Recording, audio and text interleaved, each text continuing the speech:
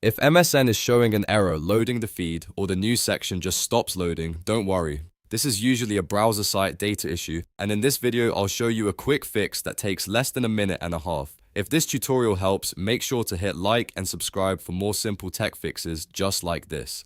Now let's jump in.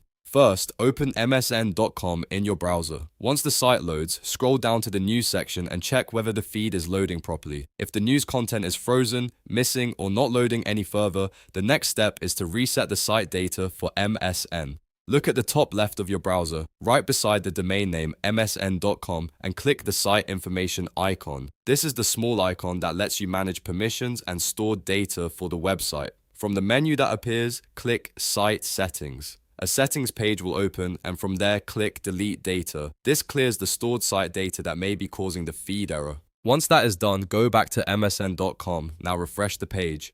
After the refresh, the MSN newsfeed should start loading correctly again.